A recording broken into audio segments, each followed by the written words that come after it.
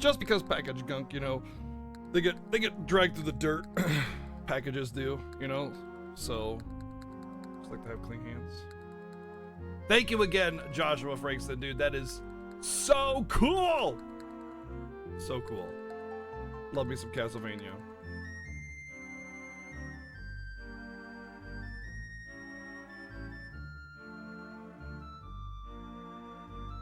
Oh, Valen took a name change. Nice, dude.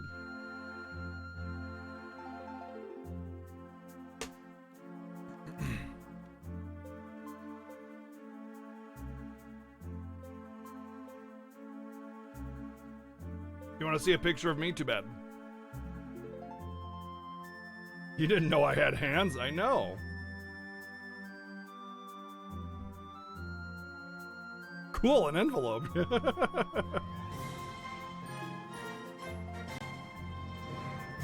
What's up, Allard? Thank you for 27 months resub.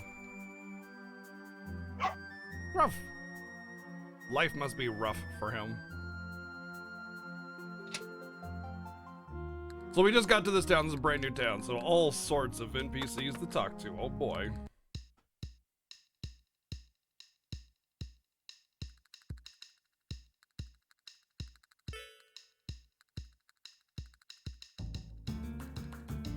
Last thing, here's a crappy anyway. I don't know about that.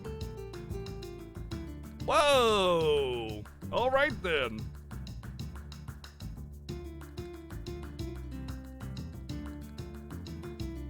Hey, you're a cutie. How about we get really drunk and do something we'll both regret later?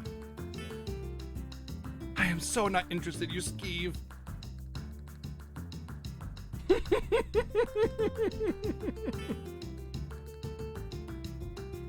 Oh man.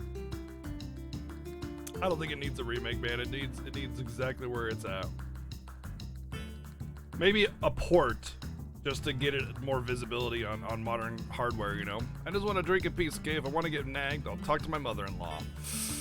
How rude. Wait, who's Kia again? We come in here asking, no begging. No, begging you for information that might help us save the world, and you're whining about your family relations? Cut him some slack, Kia. If you had a mother-in-law, believe me, you'd know what he was talking about. Wow.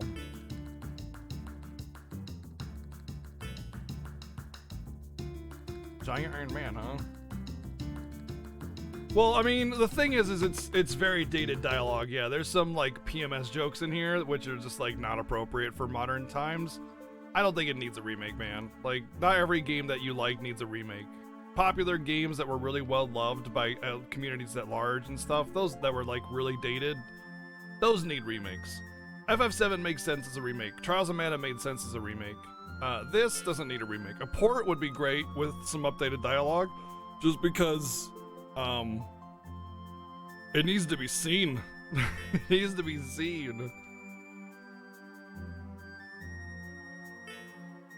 Ship isn't for sale, get it? You wanna go where you have to talk to Captain Donard.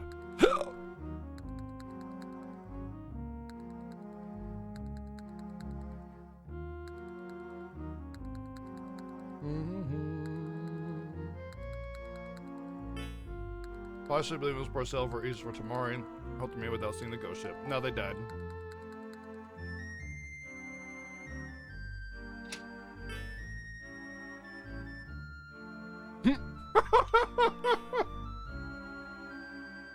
Ghost ship? I don't believe in stupid stuff like that. So, what did Santa Claus bring you guys last year? Oh man. Perfect. Life fruit. No, that's red. Yeah, resin.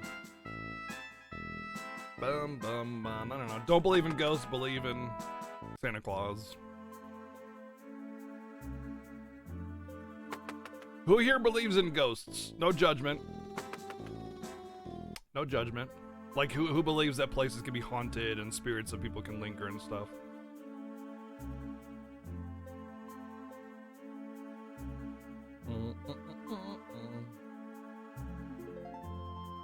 Yeah, it causes silence.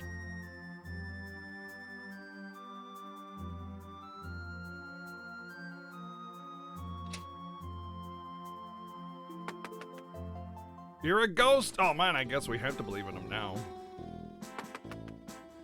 You don't, but you get spooked in the dark anyway. The scariest things in the dark aren't the monsters.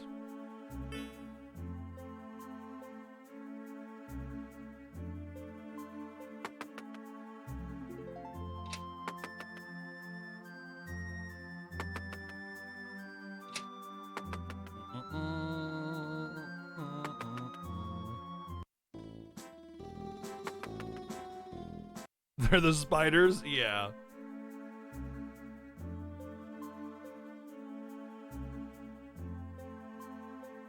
Shortly your dad died, I'm sure some kind of ghost visited you. I felt his presence in my room next to my bed. I woke up, see figure shape, so I asked, "What do you want?" And it disappeared. True story. Man, see, it's like stuff like that. Like when you have like a loss or something. So like when my brother died and we cremated him, we took his ashes like way out into the middle of a desert at the Ichthyosaur State Park, which is someplace we went as a kid a long time ago. And then as we were scattering his ashes around, a crow flew by. Crows aren't native to this area at all, and we're in the middle of a desert. And crows are said to carry the souls of the dead to the next, you know, level or world or existence or whatever. So I mean, it's like shit like that happens, and you can't deny that it happened. But at the same time, like coincidences do happen. And also our mind really plays tricks on us all the time. But at the same time, like, I mean, you can't, like, discount all that stuff all the time, you know? But yeah, it's pretty wild. I would say that I don't disbelieve anything until I've seen irrefutable proof that, you know, something does or does not exist, you know, kind of thing.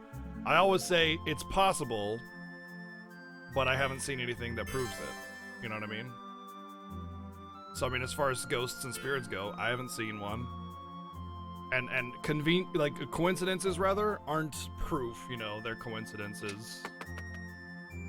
But at the same time, you know, it's definitely something that points in that direction.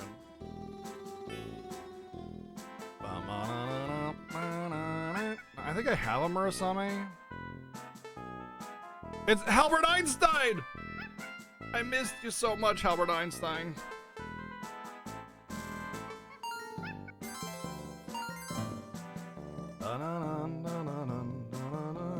The scariest thing in the dark are spiders on the toilet. Oh, you don't turn on the light when you go to the bathroom at night? I don't know, part of me says you deserve it if you don't turn on the light.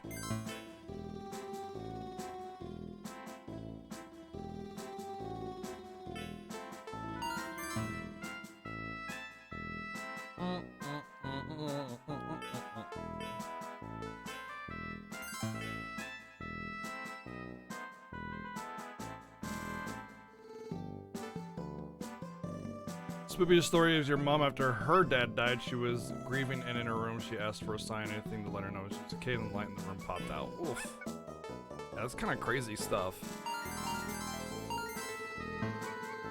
What are the spiders sitting there on the light switch? Oh my god, waiting for you. Just waiting for you to hit the light switch.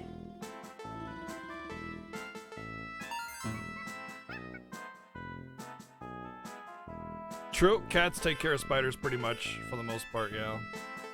Although there's pretty much no spiders in this general area anyway. I mean, the worst there are technically brown recluse in the area, but I've lived here for, you know, 30 years plus. Like, let's see, I've spent a few years in California and 5 years in Canada, and a couple of years here and there. About 30 years of my life I've lived here. I've never seen a, brown recluse, at least not that I know of.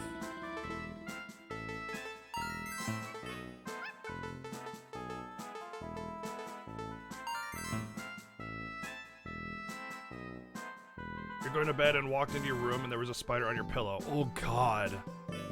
Nope. I've had that happen. Like, I know, I've had that happen, and you're just like, it could be under my pillow or something or whatever. Like, you tear your sheets apart, doesn't matter. It's there somewhere.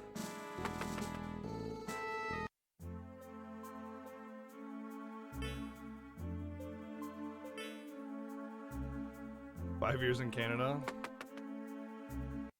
Good name for a book.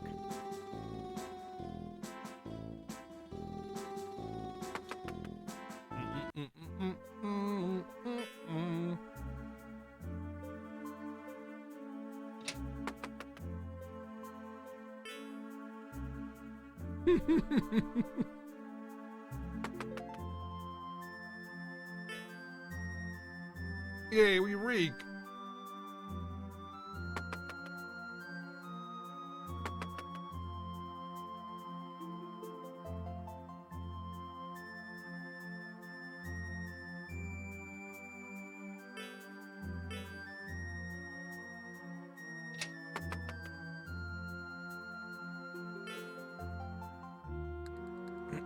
Oh boy, we got a stereotypical pirate guy.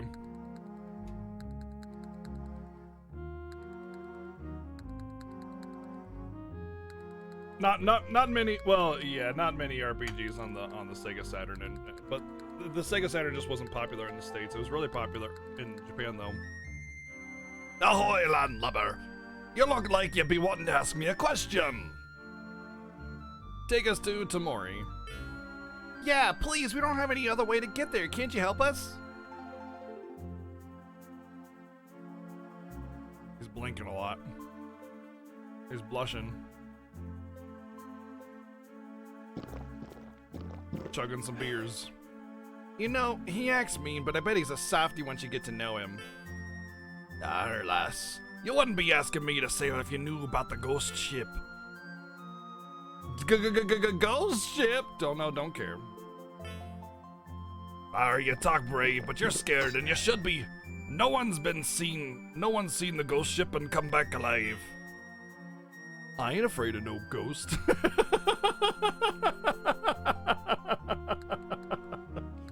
Oh, man. Nice Ghostbusters reference there. I ain't afraid of no ghost. Either you're foolishly brave or incredibly stupid. What about incredibly brave? What about incredibly brave? Much like myself when I was a lad. Yep, good old Vorn Dunnard, sea-loving fool.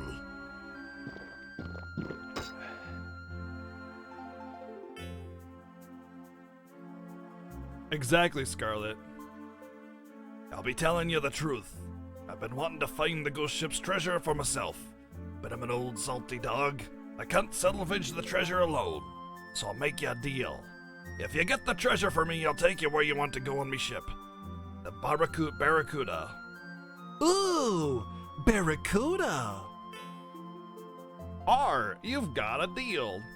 Oh, what's our ale breath? No, we get the trip. Good to hear it. We best be sailing before nightfall. Follow me to the harbor, and don't be lollygagging about. Hey, y'all. What's a pirate's favorite letter of the alphabet?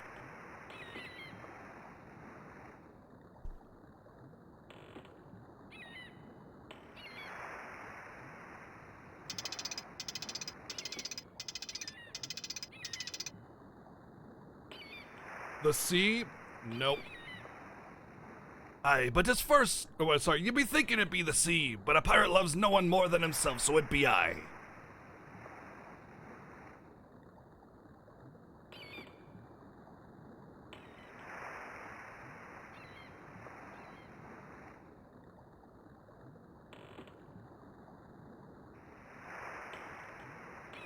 Damn.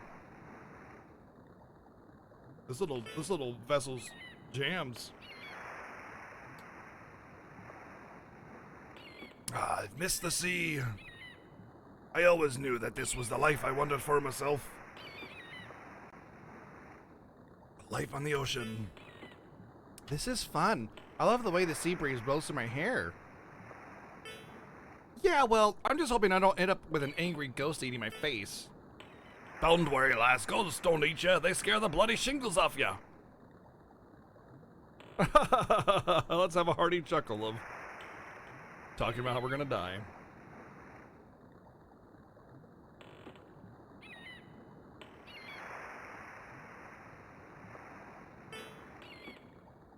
Ah, there she blows, mate. The ghost ship.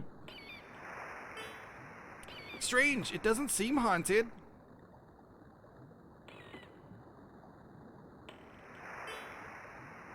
Don't let the look of her fool you, lass. She's haunted, all right. I'm going to get us as close to the ship as I can. Then you and your friends are about going to board the ghost ship and find me the treasure. Remember, maids, don't be dawdling on the ship or she'll claim you as her own. Wow, nice bow thingy. That's a booby and a butt. Stern bow thingy. I don't know what's that called.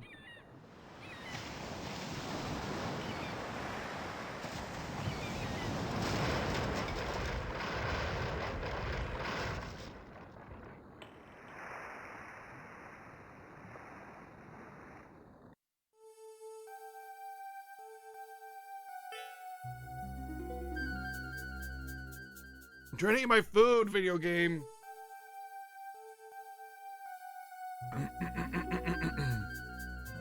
Well, here we are. Am I the only one here getting goosebumps? No, but I'd rather have those than spontaneous ain't. What? What? What? What the? What? What? What?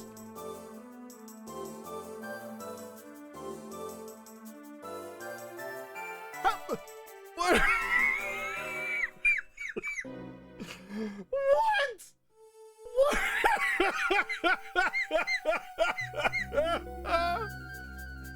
Oh my god! Look, there's been some crazy things in this game that have made me second guess what the hell they were thinking, like the PMS joke and Bruce Lee references and everything, but this? Wow.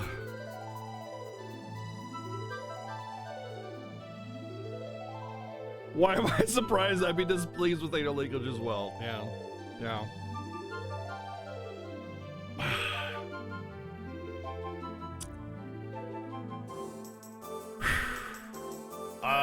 Okay. No, but I'd rather have those than spontaneous anal leakage.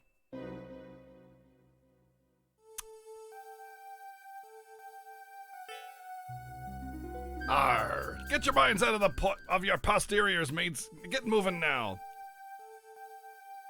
Our minds are definitely in our posteriors right now, talking about anal leakage. Spontaneous, no less.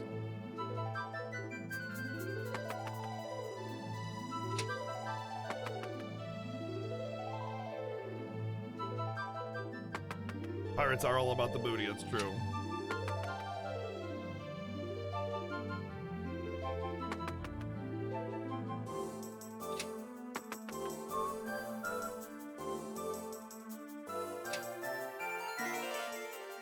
This has to be the treasure Captain Donner meant, right? Yeah, definitely. Now let's go. I have absolutely no problem with that.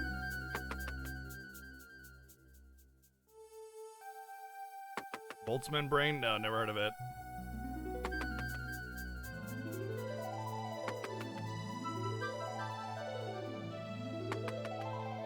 Well, that was a disappointingly short ghost ship. Show me the goods. I want to see the golden booty. Here you go. Huh? What is this? The ghost ship. It's sinking.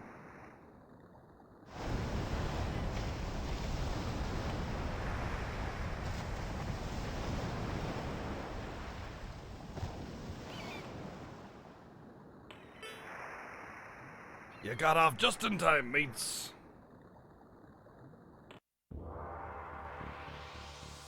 Uh-oh.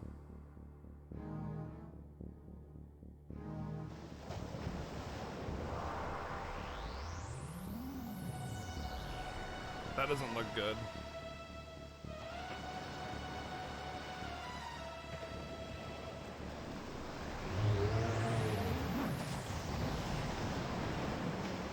Well, that's disgusting.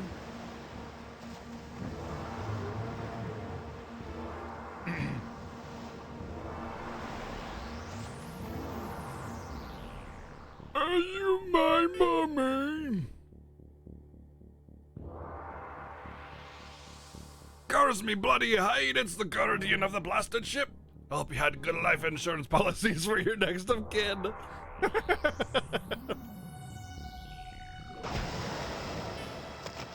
Oof. Now'd be a good time for a drink to calm me nerves, mateys. What do we do? It's coming right at us. Coming right for us. Pow, pow, pow.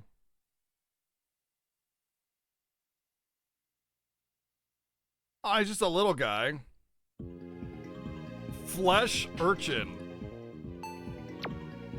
What a name. Flesh trombone.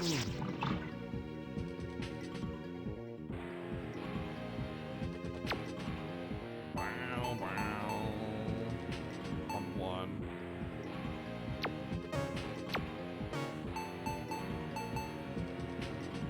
Still don't know what the difference is between Force Blade and Invigorate. Increase attack power. Question mark?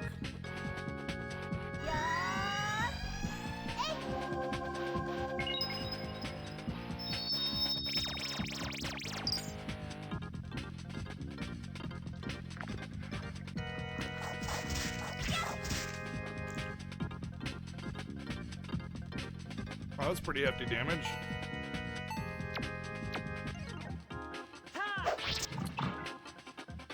No, they're different spells. It's different stats. Don't try to figure it out for me, man, or tell me the answer. Obviously, Bexine, you know. Increase avoidability. Cause sleep, fire tech. But yeah, it's wording, different wording. One's a later spell. Like it's not that I got a single target power up and then I got an AoE power up. I had the AoE one first.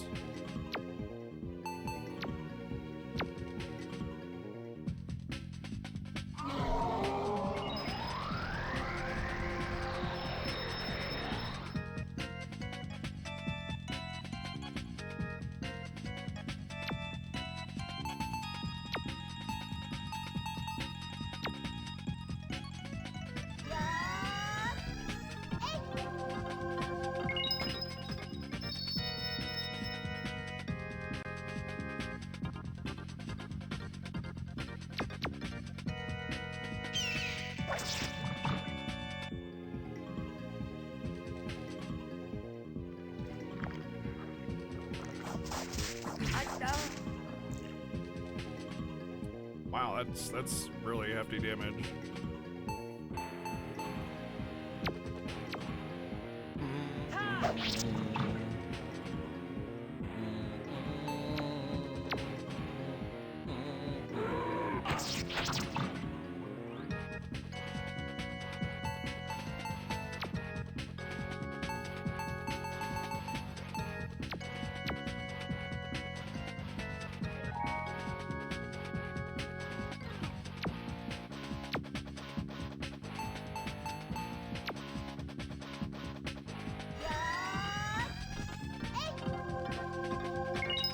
Monka TOS healing! Oh, that didn't full heal him.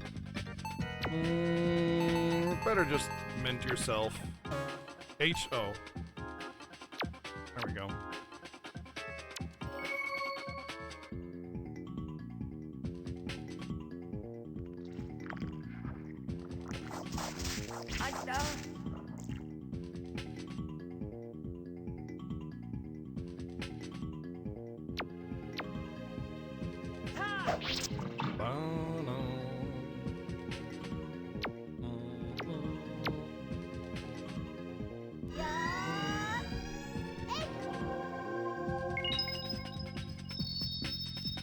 Didn't have time to translate battle descriptions, but we get poop jokes and Bruce Lee, yeah.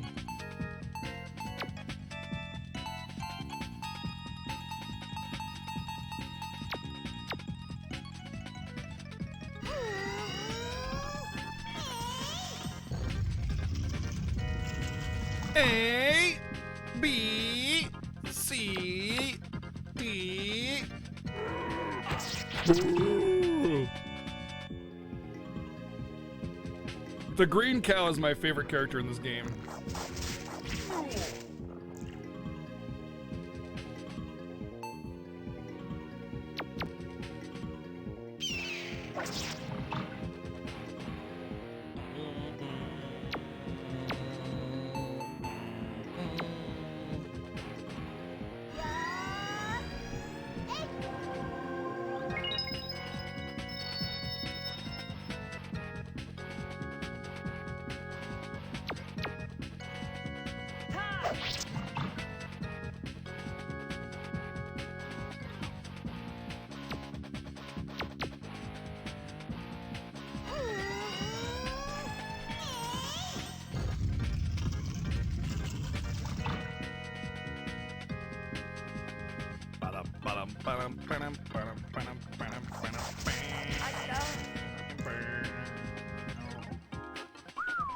He's skirting the line there.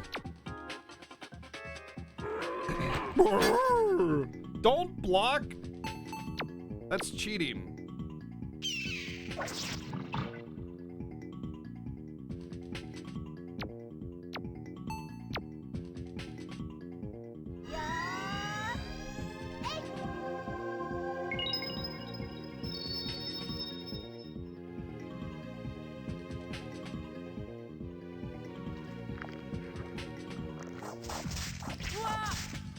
What?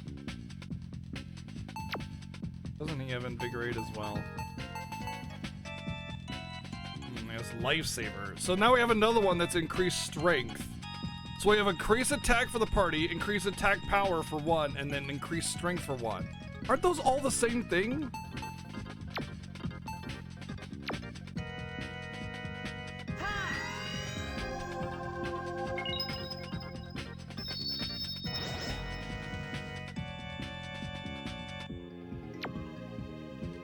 Honestly, it's my opinion that combat buffs should last forever. Or not forever, but like, for the whole battle.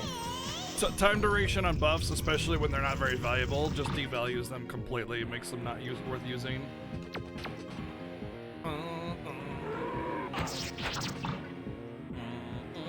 Nice. That's a big hit.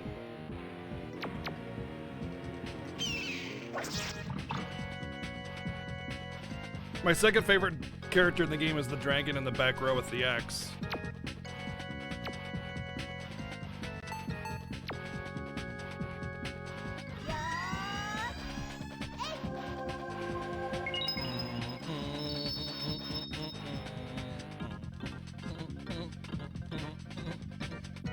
Acid Cascade.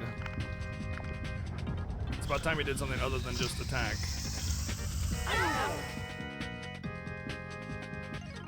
Decent damage.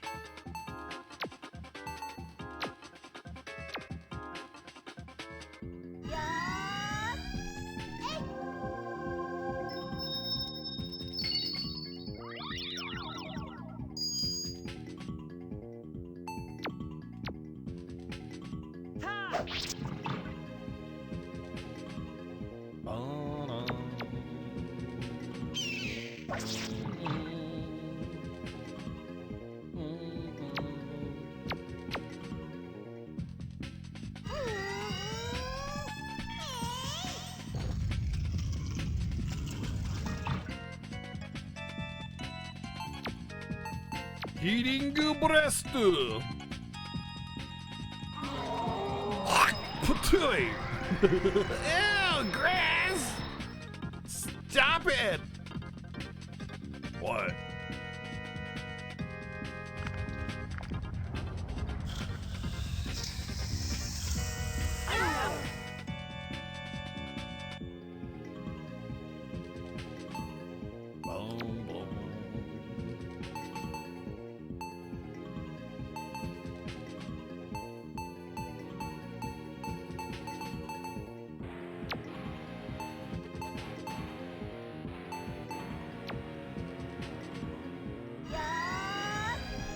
Yes.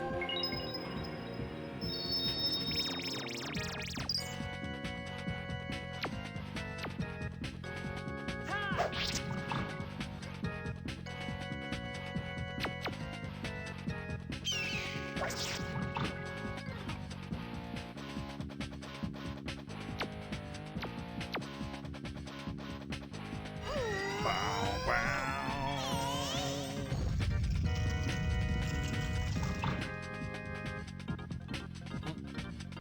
Uh-oh, she got 2 turns, but Dargan hasn't gone once. Monka S.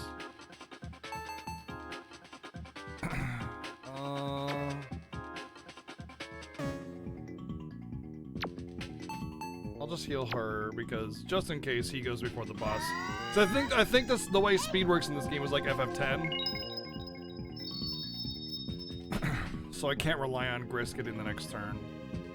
Yep, he didn't get the next turn. Interesting. So I didn't get a turn with Gris before he did. Because speed works like this in this game, like FF10, so you can lap people.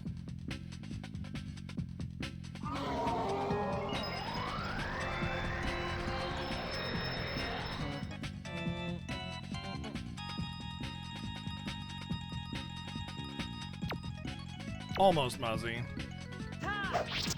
What's up, buddy?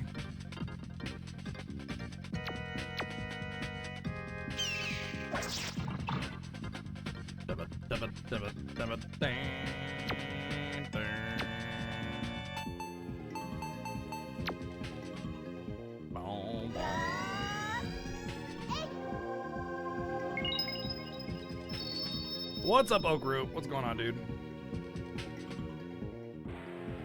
Yeah, he's pretty fast. He's just spamming that acid cascade. Which is fine now because Gris is not going to get lapped on turn for a very long time now, so he's pretty much good to go.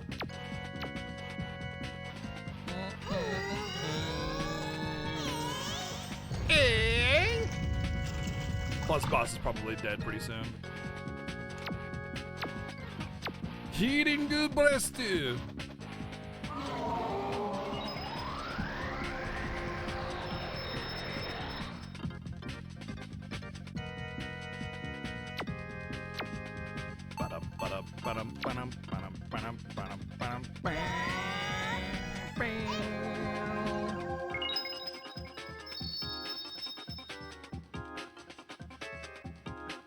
If there is a spell that raises speed, that would be OP, yeah. Obviously, don't answer the question because backseating. Oh, I never even noticed the butt effect. That's pretty rad. I didn't even notice it. Now I'm getting sick from it. Oh, he just did. 1380 XP. It seems like a lot, if I remember correctly. Time trap spell learned. I could gain a level. Speed down alternatively would also be good if time time trap is that. Just have summer break now. Yeah. Xenoblade will be back watched. And will Xenoblade be back watched at all on YouTube? Will it be back watched? I'll miss you, Barracuda. What do you mean by that? You'll make it, Captain. We finished the sea creature for you. You saved me ship and me life. I have to repay you. But are you needing any spare peg legs or parrots? No. And why are you keeping those poor parrots in captivity? The captain let me and his friends ride on the ship. I am grateful. I think what Hornhead is trying to say is that we're even donored. Actually, we're not even until you take us to the port of Tamari. And let's hurry in case that thing has relatives. Now, a good idea that. Raise the sails, turn starboard to Tamari. Oh, I'll be playing more, yes. But I mean, I played 4 days of it. You know. Check the schedule in the Discord. You can see when we'll be playing it next. And then 24 hours after that is when I'll upload to YouTube.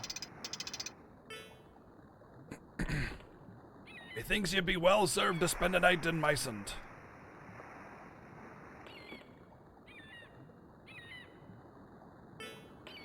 Alrighty then, mates. It's time to point the Barracuda back to Citonus. I'll be seeing ya.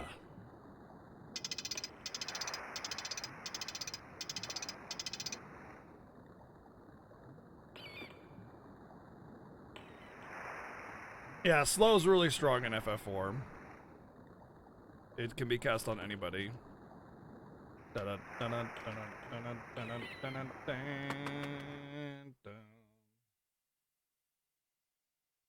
mean, a lot of FF games are very broken because of what you can do mechanically with those games.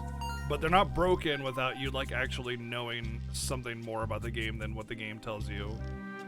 Meaning, like, the game gives you tools, and the game's relatively, like, balanced and fair and fine. But if you spend the extra time and effort to learn mechanically what the game does, you can be broken in just about every single Final Fantasy, which is what I like about Final Fantasy, is from a blind perspective, Final Fantasy games are fine and balanced and great games. Fantastic RPG is the best there are. But if you go deeper, if you learn more, then you get more out of it, you know? To be busted just without even levels. You don't need to grind to be OP. You can just understand the game better to be OP. And that's, I think, the way games should be. Is if you're exceptional at understanding it, you should benefit from it. Whereas a lot of the time, some games are like, if you know the game exceptionally, you just go the same pace, but with less issue. You know?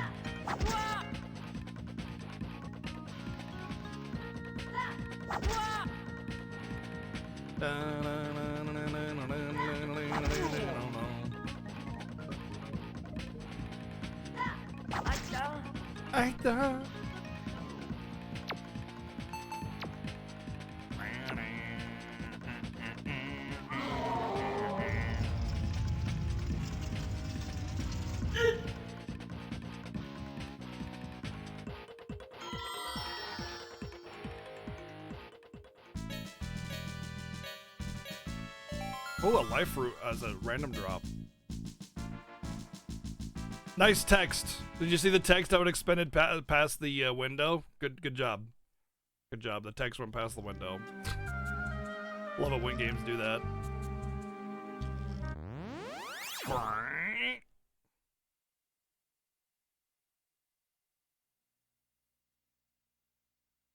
Interesting skybox kind of thing at the top.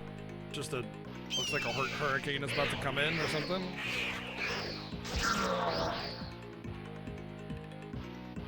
Okay, those zombies are pelvic thrusting. That's all they're doing. They're just like, you guys are going.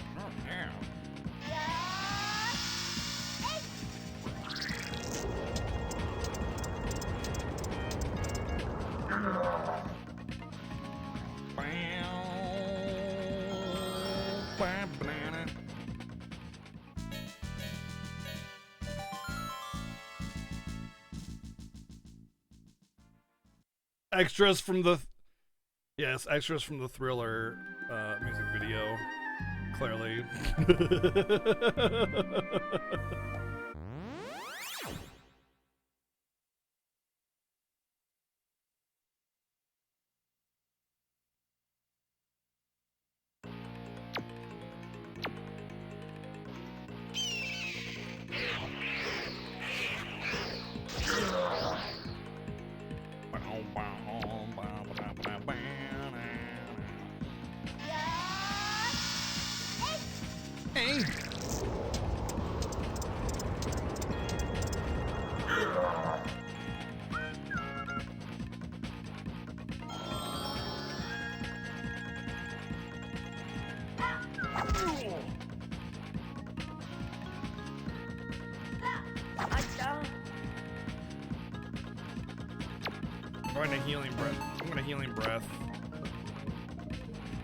I just finished it, yeah.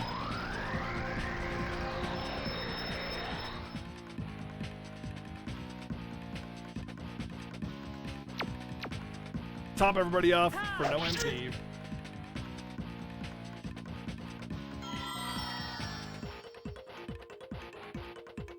It was an easy fight, no problems. Lexus Power Random Story, never heard of it.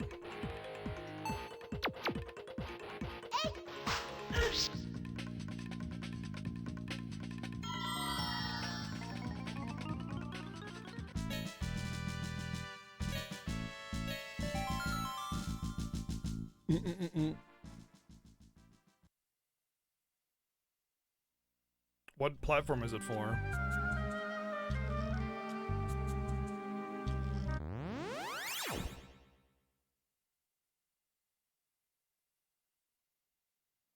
It didn't matter if it spammed it or not. Grizz would have healed everybody up with healing breath, no problem.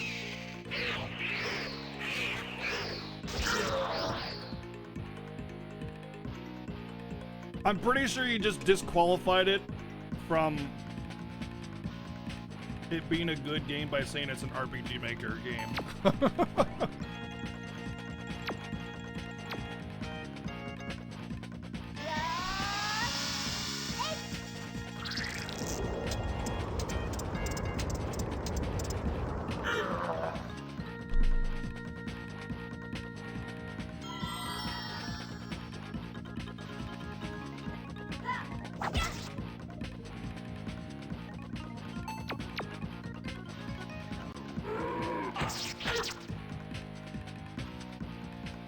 Oh, I'm sure they exist. I'm sure one or two exist in the pool of millions of RPG Maker games. But I will never just test one ever just to see, because generally speaking, it's going to be trash. Like if it was like some critically acclaimed stuff that had been around and everybody had been praising it, you know, that's one thing, but some niche RPG Maker game? I don't think so. Not gonna happen. Never gonna happen.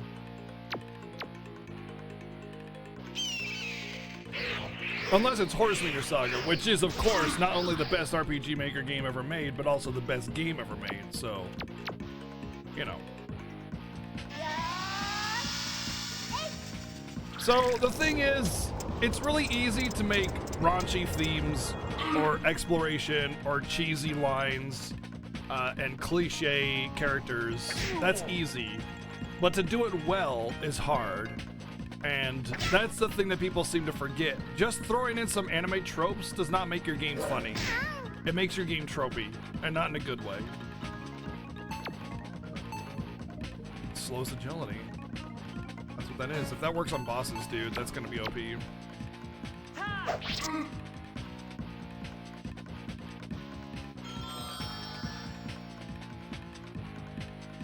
Now, does that mean there can't be any good RPG Maker games? Obviously not, but...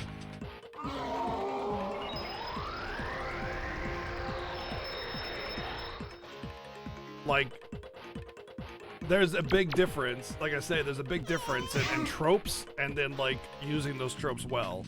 The vast majority of people out there think that just throwing in some tropes, generic tropes that you see in literally every other anime, is the way to go, and it's not. You know, there's a lot of tropiness in this, but they play off of it in such a way with good writing and good execution that makes it funny. That's a big difference there. What was the game that we just played recently that had a lot of tropes? And it was just like, it was lame tropiness. Random tsundere girl. You know, bulky night dude. Trope. Not interesting. I mean, again, fourth wall break is another trope. I've seen these things a million times, and so many people just think that just doing it is all that matters, and not caring about how the writing is. And sometimes there's such a thing as going too far with your tropes or fourth wall breaks and stuff. And again, the writing in general matters. You know, just doing it doesn't make a difference. You have to have good writing. I'm not saying that the writing is bad. I'm just saying I don't trust it. For an RPG Maker game, really hard sell. My life has gotten so much better since I learned how to cry on cue. Whenever my daddy won't let me go out with my friends, wah! Whenever my boyfriend won't buy me a new dress, wah! Do you think I'm playing into the stereotype of a woman who exploits her femininity for personal gain? Case in point! Good writing! Good writing! Oh.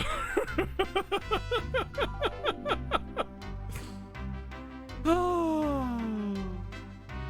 Nailed it. My daughter is spoiled rotten, but what else do you expect? She's daddy's little girl. I'm scared of having a kid like that. I mean, define a Suikoden-esque game, but I have played Suikoden 1, 2, and 3. Oh man, it's Papa Pony coming in with the 31 months. Thank you very much, dude. Bless my husband, but he really shouldn't be working at the factory. The last time he tried to fix something around the house, they felt the explosion in Goodell. And who could forget the time he set the attic on fire? What guy? Short sword. Life root. I'm pretty sure short sword is garbage.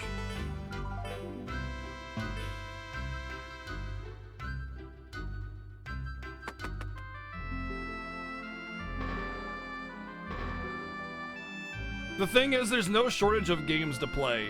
There are games made by actual professionals who get paid to make it look as good as possible.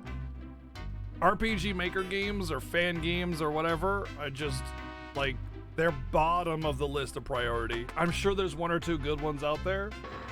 Lots of characters to recruit, multiple endings, missable things, recruits. That's all shit, like, that doesn't matter. You don't seem to... Listen, there's more to an RPG than just having characters to recruit or having multiple endings. Missable things? That's bad design, straight up. This is Sega Saturn, Papa. Missable stuff? That's bad. That's bad design. Don't do that. That's bad design, man. So like that, they're already like you're missing the point of what makes a good RPG a good RPG. It's not just having characters or endings or waifus or whatever, or some silly tropes that are repeated in literally every video game and anime ever made ever.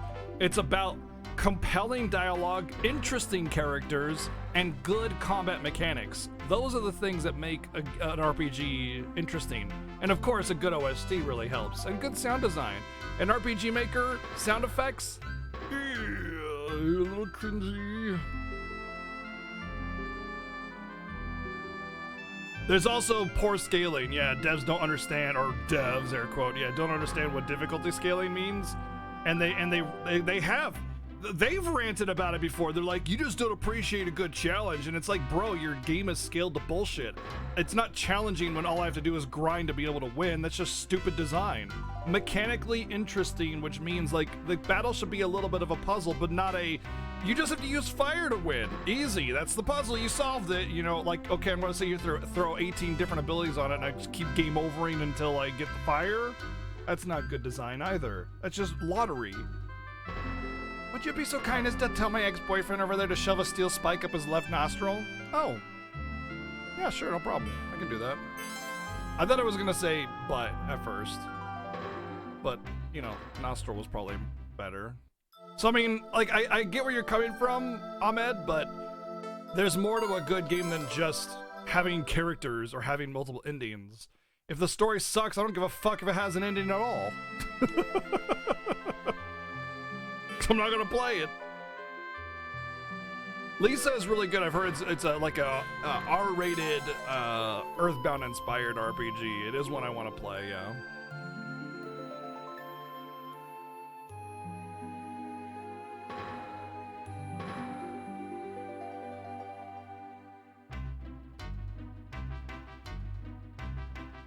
That sounds horrible. That actually sounds horrible. I think you've convinced me to never want to play that game ever. Being able to lose your characters permanently and lose affinity based on choices that you basically have to guess on, that sounds like the worst designed game in the history of time. You've convinced me completely to never play that game. There's this great makeout spot in the North Forest. I take my dates there all the time. Do you think it's the graveyard? Do you think it's a graveyard of ages? I've heard my parents talk about. Oh, it's a girl. Wow, she takes all her boyfriends or dates, not even boyfriends,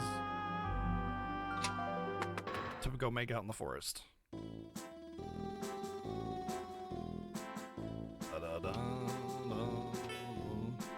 Naito Saberu!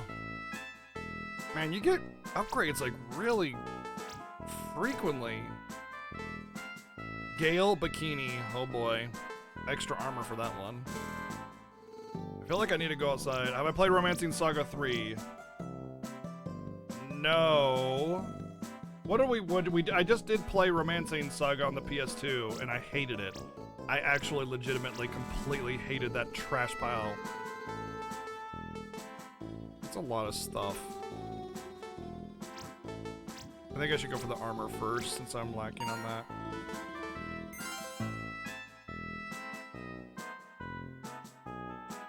Minstrel Song, yeah. I absolutely hated that nonsense of a game. It's only 3 defense.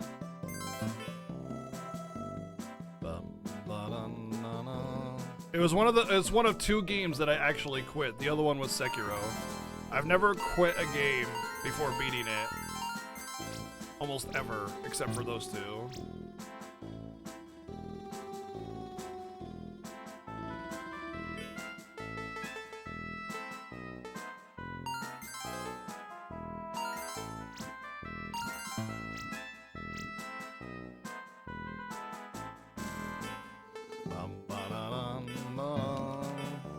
It was armor, right?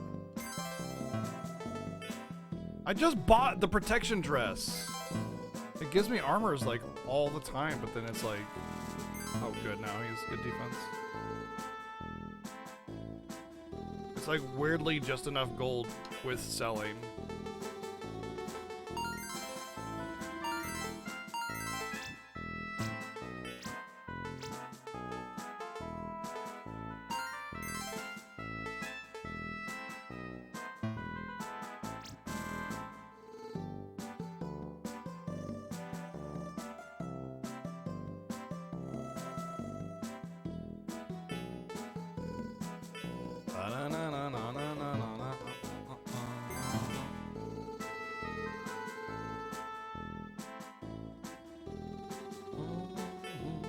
Well, I mean, Dark Souls are a different genre.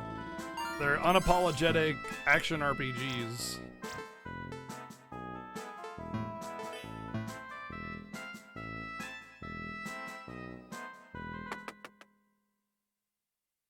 Should I have a quit list? No, not necessary. I don't need to document every detail of my existence.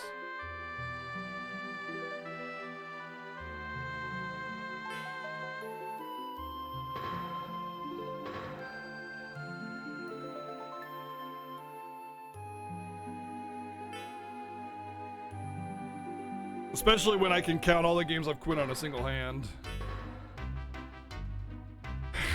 Call me a weirdo. So I told Honey Pie, you can't leave me just because I fooled around with Donna and Jill and Lisa. Our love is much stronger than that. Wow. Wow. Have you heard the makers of Dark Souls are making another Dark Souls game? Of course they are. Especially after Sekiro. Dark Gym? This is a story kids tell each other on camping trips when they're trying to scare themselves witless. Dark Gym. I saw Dark Gym, and that means I'm gonna die a long, painful death, which includes bloating, eczema, and diarrhea. Eczema while dying. That seems really just unnecessary.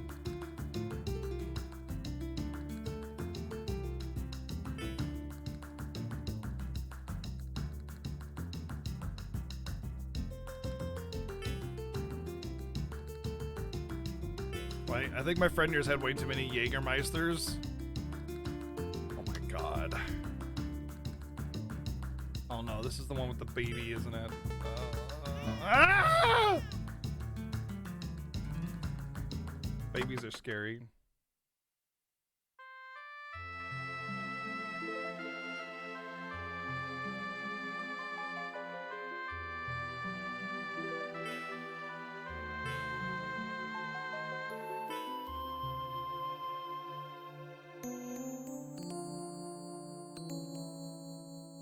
Well, if they're making a new Dark Souls, then it's going to be Dark Souls, which is medieval setting.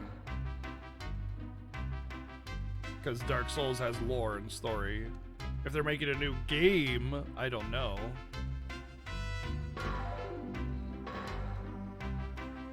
I was really excited for Samurai Souls too. It's a shame it sucked.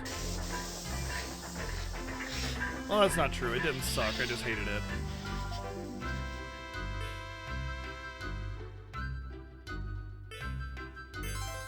turtle shell.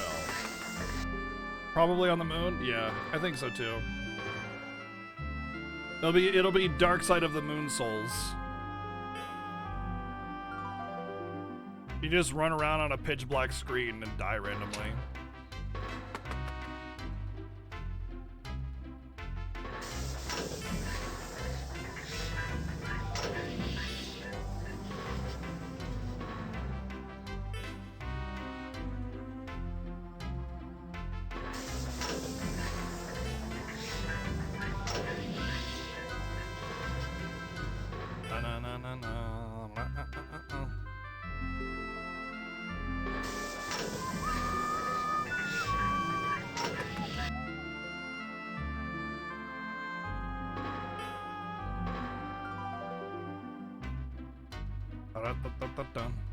So my prediction, end of the game, we'll have to go up to a flying fortress and we'll need the airship to get there. This is basically Lexus that we'll find, I imagine, in this town.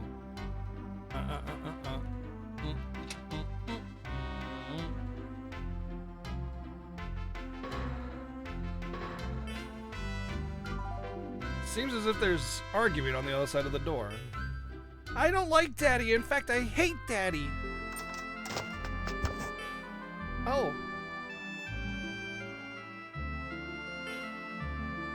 What kind of girl was that? She didn't even say sorry or excuse herself. What's wrong, Grizz? You look a little... Oh, I get it. Lost at first sight, huh? The girl, her eyes were filled with tears. 'Cause she's a little crybaby. Oh no, this better not exit town. Final Fantasy 1, you get the airship like 20% of the way into the game. Final Fantasy 6, you get the airship very early in the game. Final Fantasy 8, that's near the end of the game.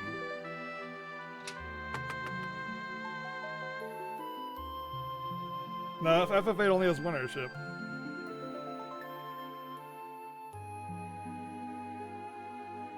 You get a boat, technically.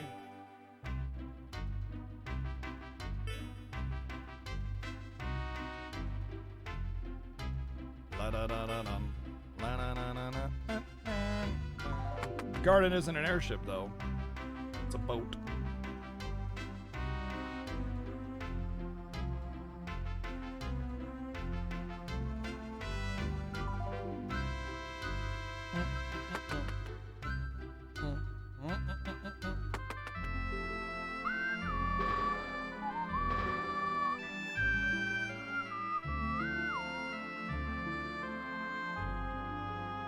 Well, I don't know where to go. There's definitely some story. Maybe I gotta go to the North Forest where they're making out. Let's go to the makeout location.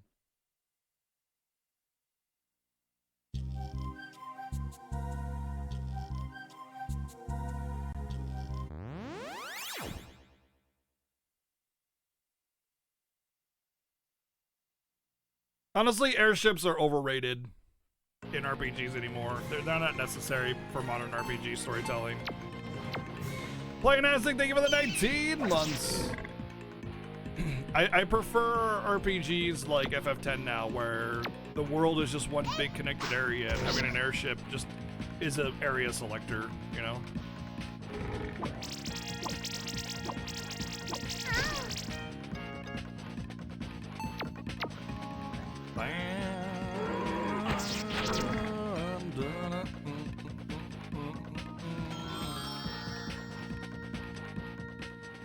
How much money do I get? 40? That's pretty good. I need a few hundred to finish buying the rest of the stuff. But yeah, airships are kind of a dated concept because world maps were sort of a way of showing. So the thing about old RPGs and that we get attached to unnecessarily is the world map. And a world map is simply a means of like giving a sort of like, what do you call it? Like a scope of the size of the world. So you see a town and then you go, you know, all the way to another side of the continent. You see another town. It's like, wow, this world is big, you know, because you can kind of like fill in the gaps a little bit, right? But nowadays games can be so involved and like what's the word, immersive, that they don't need that anymore. They just give you the world that you walk through. They just give you the world, you know? And, you know, an airship in an open world would be hard to do. There are definitely good examples of modernizing airships in modern RPGs. Yes, DQ11 does do a good job of it, giving you a world map, you know, very traditional RPG style kind of thing. But like, it's if you're trying to create an epic like story, an epic world, then you're going to veer away from world map, and that would be the path you would take for maintaining that kind of classic appeal, like DQ does very well.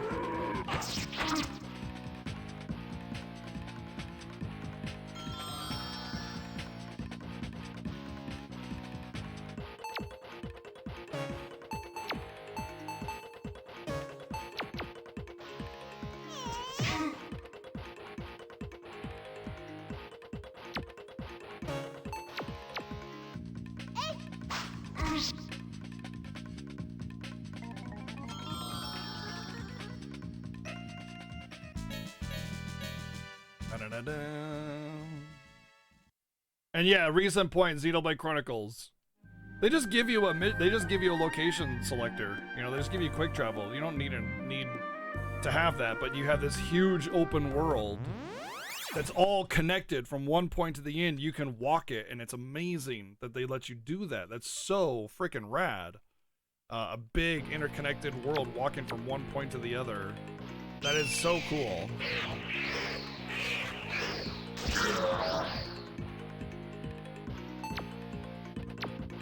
And that's what modern RPGs do, is they give you the world.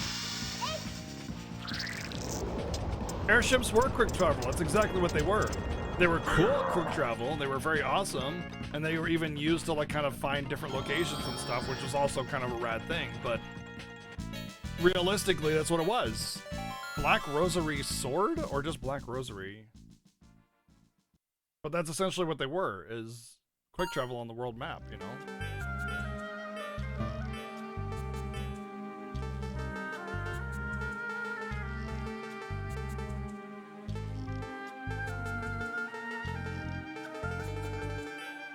Pretty sure it's Black Rosary Sword.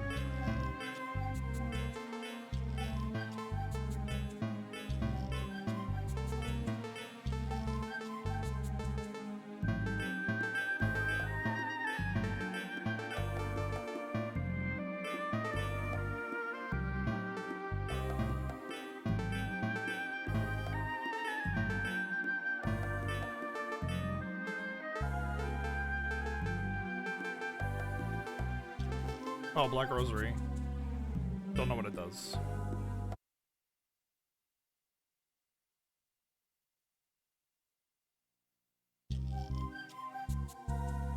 In some cases they were, sure. You can add extra content and have it not be accessible by an airship, or just have it only accessible late game, you know? Does it really matter how you get to the content?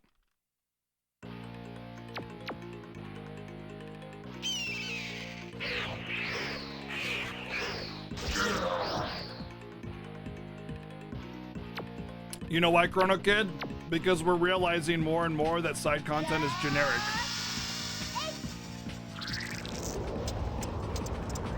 Collect 5 boar buttholes. There's your side quest. Now just change butthole with anything else in the world. Collect 5 blades of grass. Collect 5, you know, oak leaves. Collect, you know, kill 5 thieves. Doesn't matter. Side quest. Boom.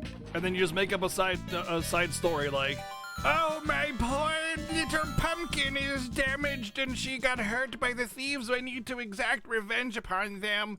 Or, oh, my poor little girl is sick and I'll need 5 more buttholes to make her well again. Please save me, oh random adventurer I've never heard of before. if you give it a good story that ties into actual like story lore and stuff, it can be a lot better to do side questing, yeah. But generally speaking, it's just the insert bad guys have done bad thing. Now I need to save friendly person, do X activity, you know. Never heard of Epic NPC, man. No, never heard of it. I've just played games for 35 years plus, so I've seen everything over and over and over again, and the repetitious nature that game developers do repeatedly. And while a lot of it is fine, I mean, I do all the side stuff in Xenoblade Chronicles because the game is fun, and while the dialogue is generic, I don't mind it. But it's rare to find a game that has really good side content storytelling and meaningful side content in general.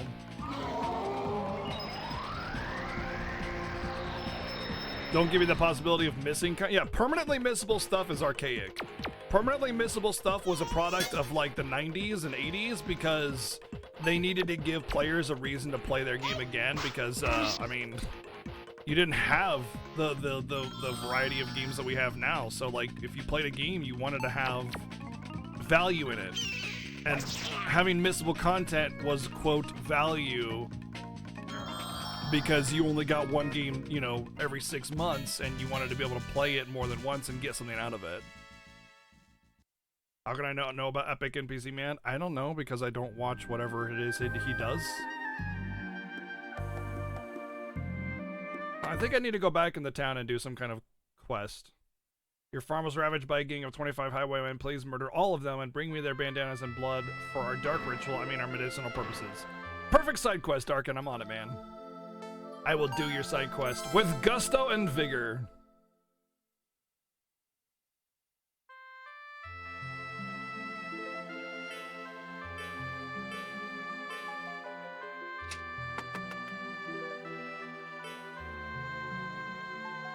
Oh yeah, it's her. Xenoblade X was a little weird in that the side quests were generally regarded as more interesting than the main story. I remember that vaguely being the truth, Rekurai, but I also remember that questing in general was really difficult because it limited your party members that you could have and was just really awkward. Didn't have good quest tracking from my memory either.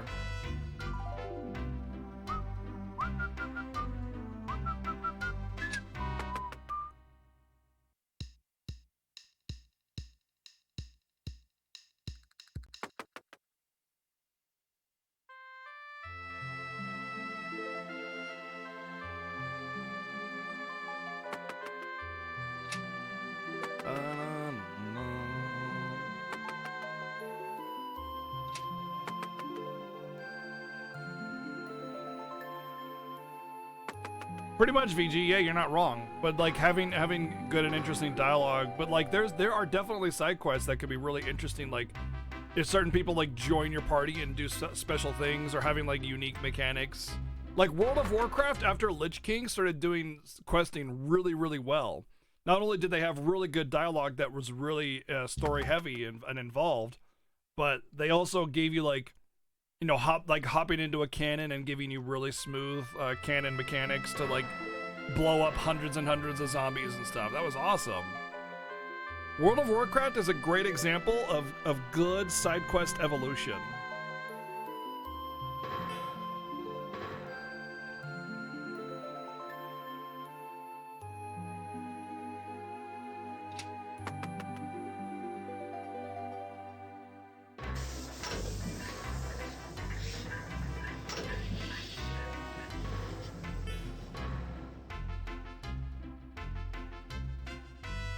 Red plug in the name of all that's all, like, don't use this outlet. Uh-oh.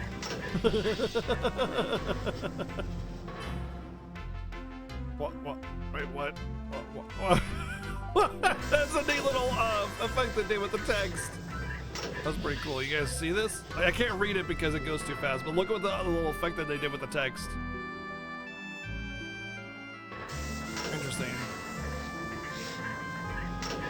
I'm sure you agree on WoW. I'm talking about like going up through WoD. After that, I don't really care about what they did in WoW, but like Lich King Cataclysm, Miss Pandaria, there was really good side quest evolution and giving you some cool special abilities like riding a mountain, giving you unique abilities, you know, hopping in a shredder, having cool abilities, doing different things other than just collecting 5 boar anuses.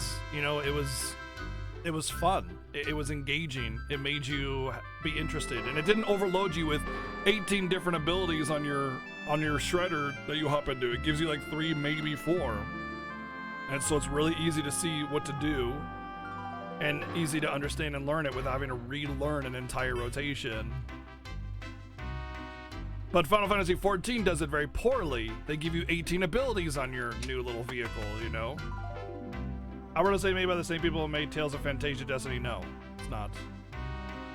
Those are Namco and Namco games, and this is, what is this again?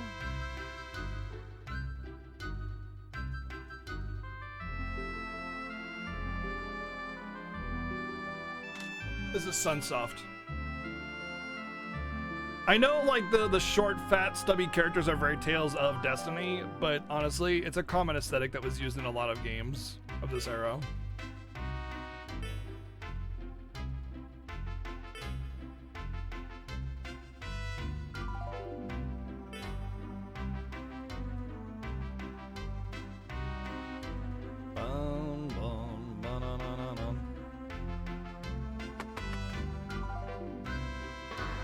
Well, I guess we just leave town and go a random direction, because I can't seem to figure out if there's anything to do with that crying girl.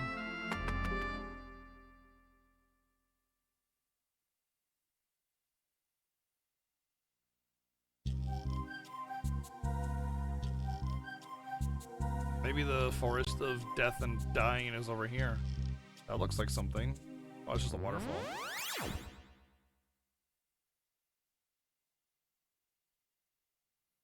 Oh yeah, repeated dungeon locations for your side questing. I hated that, especially when you were only able to track 1 at a time.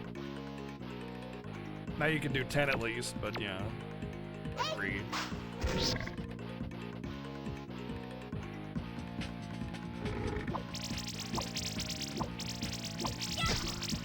See, it's funny because this game does not look or feel like Tales of Destiny or Fantasia at all to me.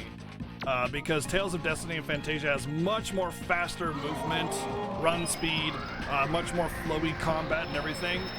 And this is like kind of a stale, slow movement, very slow, lots of breaks between actions kind of thing. Even for a turn-based RPG versus an action RPG.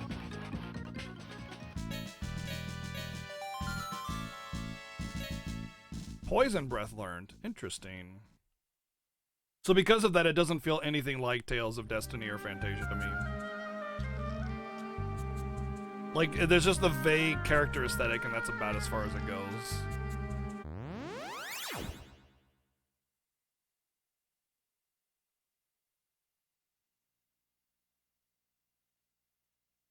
And only in towns.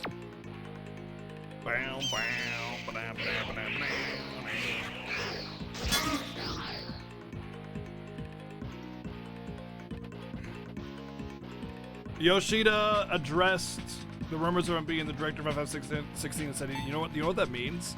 No, dude, do you know what that means? It means they've already decided the director of FF16. He's basically saying, oh no, I was not chosen to be the director of FF16. I'm just not gonna tell you who that is. Which means the rumors of FF16 being made alongside the FF7 remake, very interesting decision, because those are gonna have to be 2 AAA games made side by side. Granted, the hard parts of FF7 remake are already done, so I mean the actual effort needed by the A team to do FF7 remake, the rest of it in quality is not that big at this point. In fact, it's possible that the vast majority of it is already made. So very interesting, very interesting, to say the least.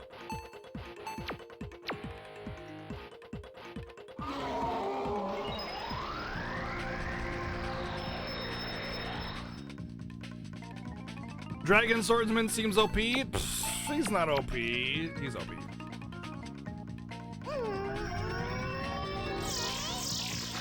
Honestly, the difficulty of this game has been insanely easy after we got past the very first beginning part of the game that gives you like no healing or items and throws really hard monsters at you. Everything else has been a joke after that, so not sure what you mean by the difficulty of Albert Odyssey, and don't try to set me up for the future of the game either, please, but so far this game has not been difficult in any way, shape, or form.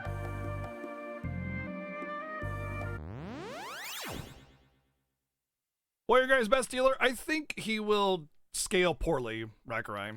I think it will scale very poorly, and later on in the game, he'll just be a big meat shield to hit things with.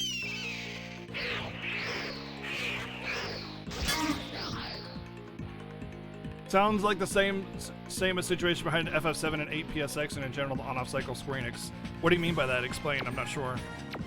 I'm curious though. Zohar, thank you for the 33 months of Twitch Prime! But yeah, remember, Ahmed, I'm playing this game blind. That means I don't want to know anything that I don't know. Nothing. No tips, hints, spoilers, mechanics, character power, strength, whatever. Nothing. Do not set me up for, oh, this is a cool part coming up, either, because that ruins the moment. You know, that kind of stuff. So yeah, be careful how you answer that question, please. FF8 and 7 were developed around the same time, and they have a different release schedule.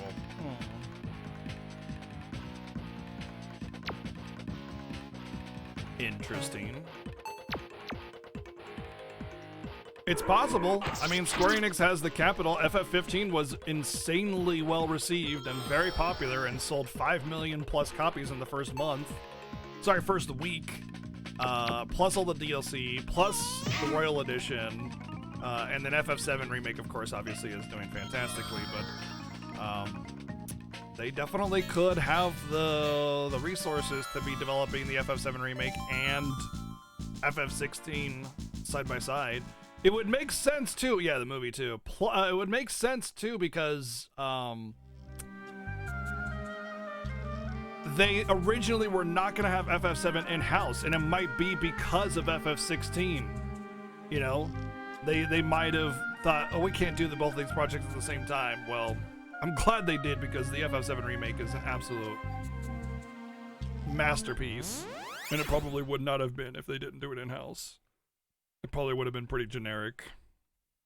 Kind of like Trials of Mana, which Trials of Mana was a great remake, but I mean, it was pretty simple overall.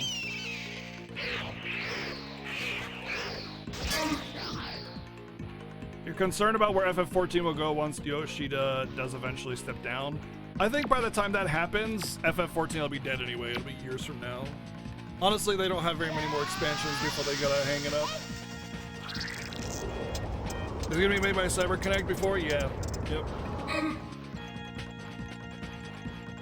Yep. Yep. Which, I mean, they do alright, but in the end, you're not gonna get the same, even remotely the same quality with a third-party developer as you would with Square Enix in-house. Especially considering you're talking about the actual, like, original directors and artists of Final Fantasy VII that have a much greater, like, knowledge of how characters should be and how the world should be built, you know? So, I mean, in that regard, yeah, the best thing that could have happened to that.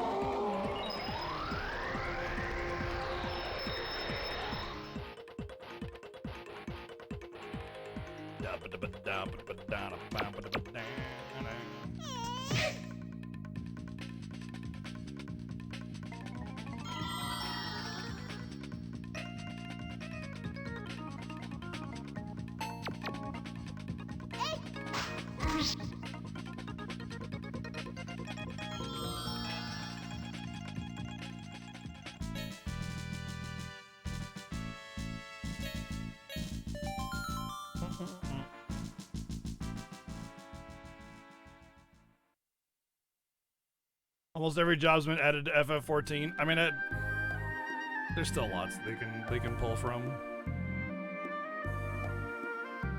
I'm guessing now that the FF7 remake engine is solidified, the content is probably going to come out in shorter cycles since FF7R doesn't cover the front disc. Yes, correct.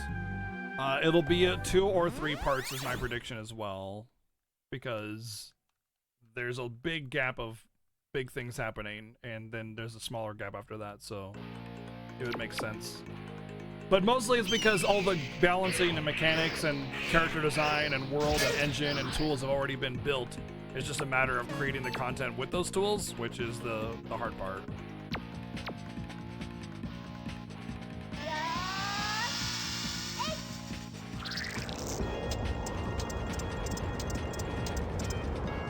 Necromancer, Cannoneer, Gladiator, Geomancer, Mathematician. I don't know. There's a bajillion D classes they haven't pulled from. Berserker. Although Warrior is kind of Berserker, to be perfectly honest. Oh, Gladiator, I technically is Warrior, isn't it? Yeah.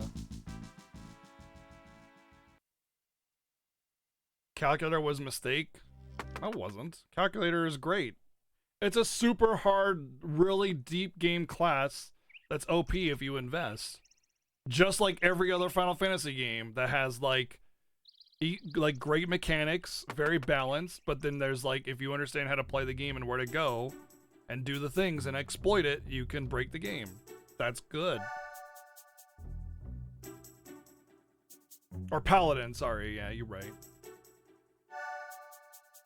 I don't really care that much about FF14 anymore.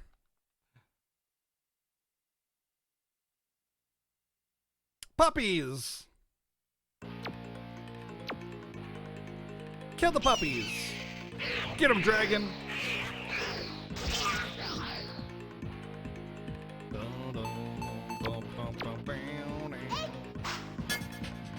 Stop blocking.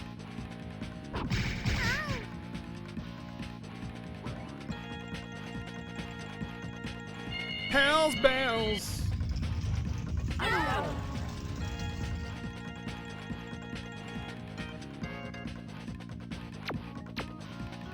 If I kill this thing, then I will heal breath to top everybody off. Because it's free.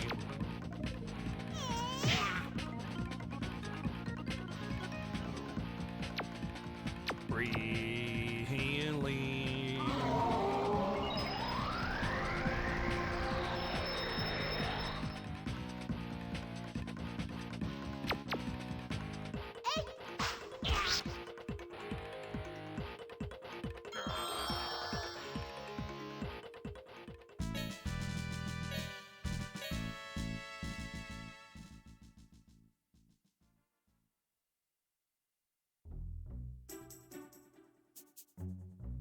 I don't know why I'm here. I'm just here.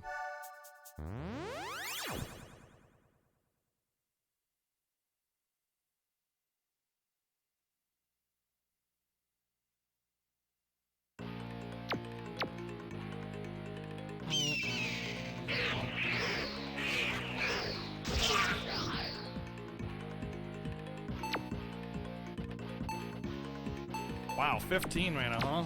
Let's check it out. Dino Stream! Don't answer that question. I don't want to know the answer to that question. Remember what I said about blind play? You can Google it, I'm sure. 369 experience. Nice. Nice. Time trap spell. Nice.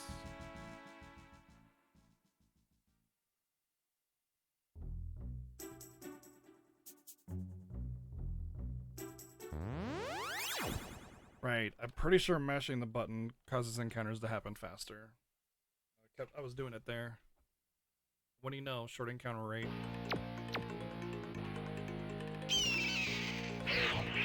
Come, a freaking dragon!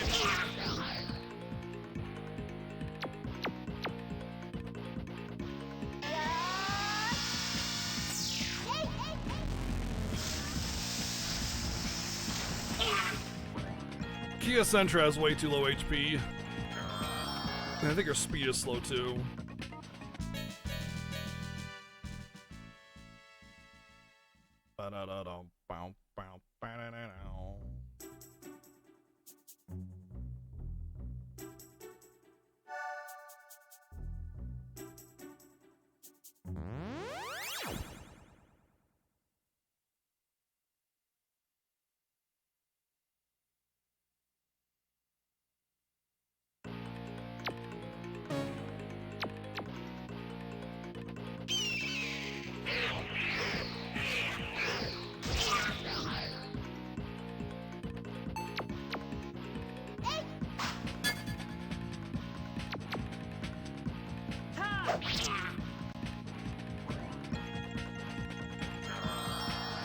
I agree.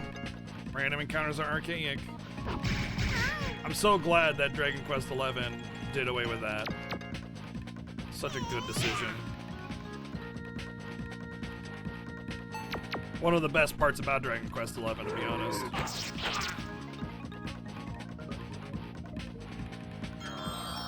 Yarg.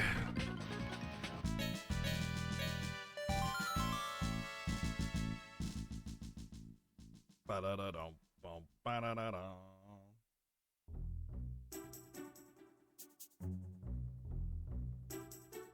This is a freaking maze, yo.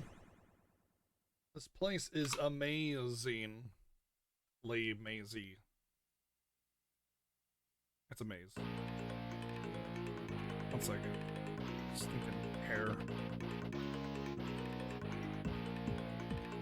Bow, bow, wow. I'm a donkey now. I never really played DQ9, so.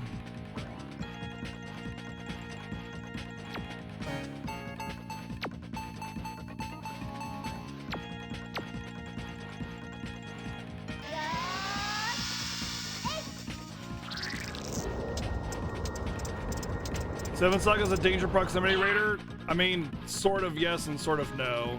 It's... I mean, that barely can be said that it's a danger proximity raider. Basically, things come out from the outside whether you're moving or not. I mean, there's such a thing as badly designed danger proximity radars. And that game's got bad design in spades, so I mean, you know.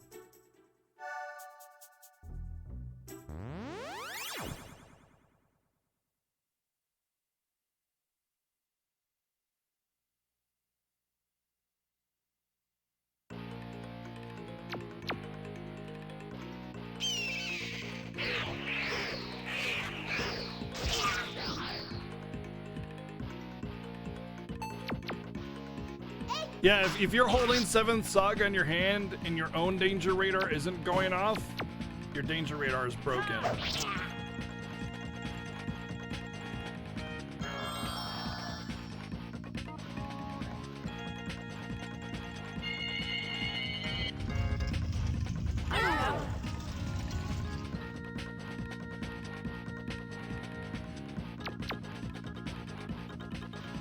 I like Etrian Odyssey's danger radar. It's really good because, like, it lets you know when you're about to get a counter or an encounter, so you can, like, kind of prepare for it. It's like, oh man, I wasn't able to make it to the next area before the encounter, you know, so I need to heal up. Otherwise, I would have been able to make it. It lets you prepare and conserve resources accordingly. It's very good. Well, save point at least. We'll just save over. I don't care. You know, I should probably do a save on a separate file just in case.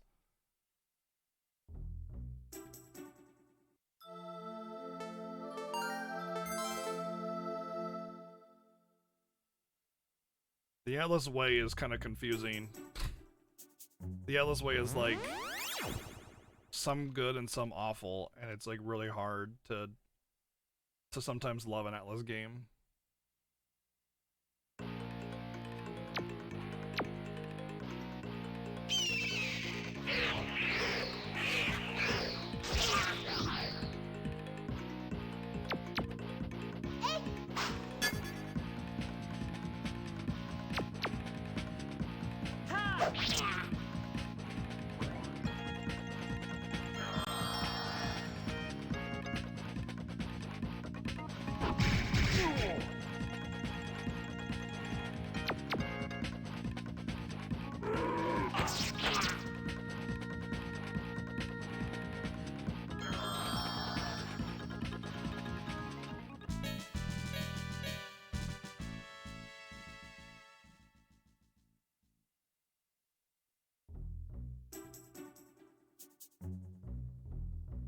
The Danger Raider isn't specific to Etrian Odyssey. I can't think of another Atlas game that has it.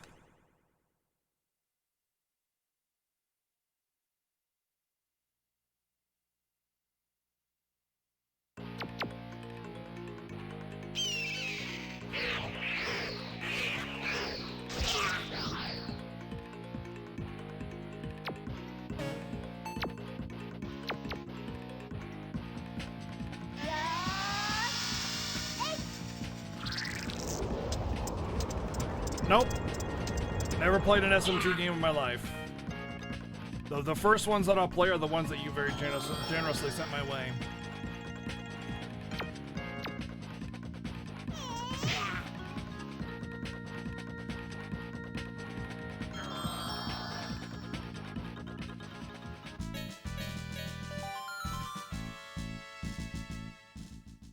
But I mean, I've played a lot of Atlas games before. Like, they make a lot of RPGs, so I mean. Well, I got a save point. And it's still just a maze.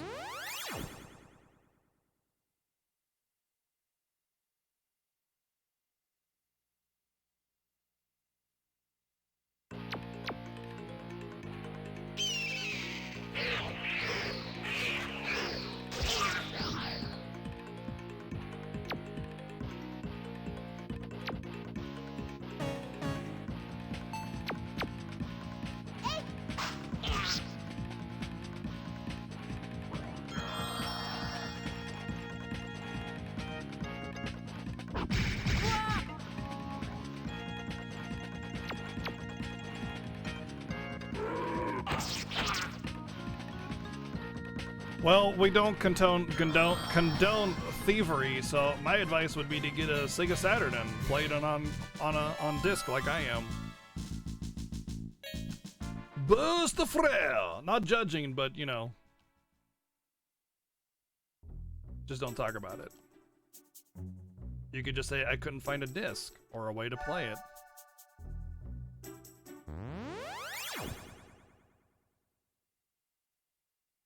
Yeah, that doesn't make it legal. Oh boy, we got another one that thinks that just having a copy makes it legal.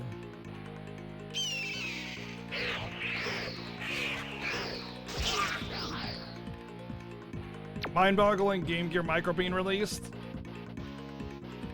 Yeah, I don't know. It's like so tiny. What a tiny little screen. I don't think I could play on that thing. I don't know. It seems weird. I think it's meant to be like a keychain little doodad toy thing, you know, maybe $5 or $10 kind of toy. But I mean, with games being available on your phone so easily, I don't really see the point. I just do not see the point. Cute. Yeah, Saturn in general is expensive because it was not very popular. Saturn English games are expensive because the Saturn wasn't popular in the US. So everything Saturn related from the English side of things is very expensive due to the very low quantity that was published. It's not because they're in high demand, it's because they're rare.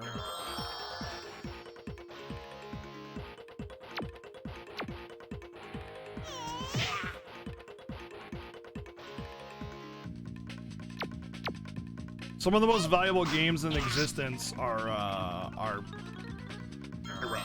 just not even good. They're like random sports games, like track and field on the NES, like $5,000 or some stupid thing.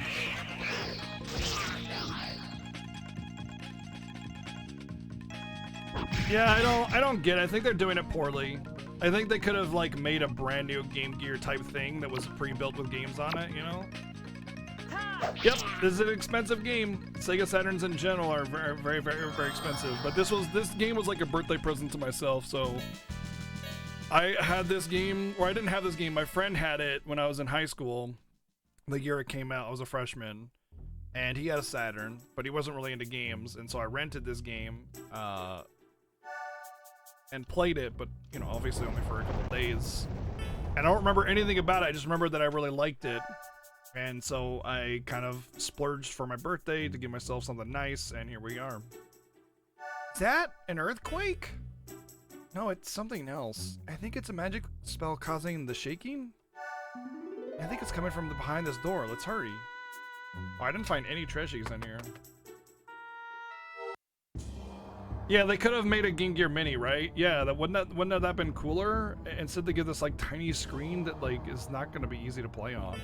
Oh, that's a machine, not a demon, I think.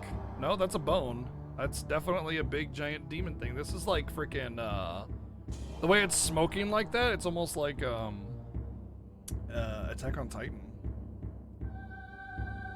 That Guardian was more difficult to defeat than I expected. I'm not losing my head, am I, Ain, my dear? It's okay, I have the vessel. There is Whippy Thong Girl over there.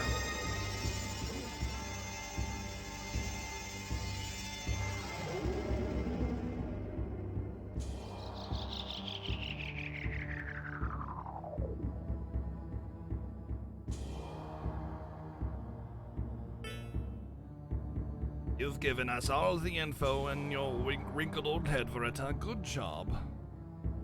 Oh no, that's the grandma. We found her and she's being mind controlled or something.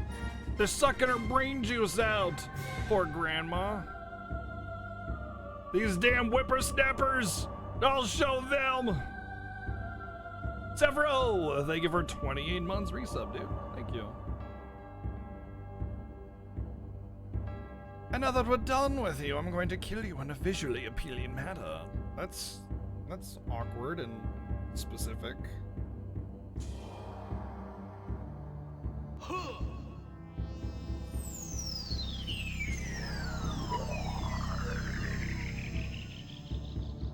Oh no, Grandma, don't die, Grandma. Who are you? I don't know which one is Ain. Pike, we meet again. You're here for the old woman. I'm impressed you found us. Novia! It's nice to be remembered, dear, but I don't at all like to be yelled at. Let me tell you something. Veretta doesn't know who any of you are. It's called amnesia. In her case, not to be confused with Alzheimer's. What the... The only way to get what I needed from this place was through Veretta, so I used my powers to turn her into a puppet of sorts. You might find it cruel, I found it necessary.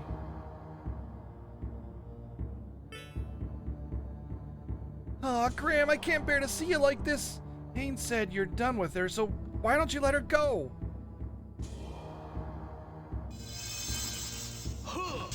Oh, wow. That's rude. Does the guy on the right, it looks like his mouth is just a little bit too close to his eyes. He looks a little derpy. He's like his mouth needs to be down 1 pixel, unless it's supposed to be a pig snout or something.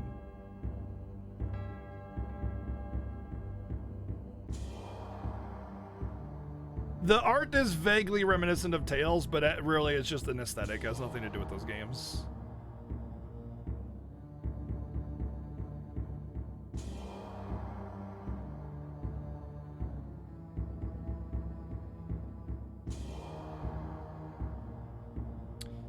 You feel mortal, you feel weak. Oh, I forgot to read that first line. What happened to you?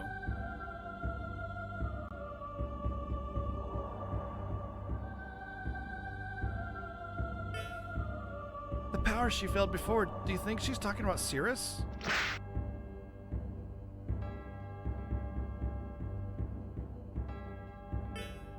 It's too bad you lost that strength, Pike. You had such promise. Now you're just an annoying little boy. A boy who's trying to interfere with my plans. I can't have that.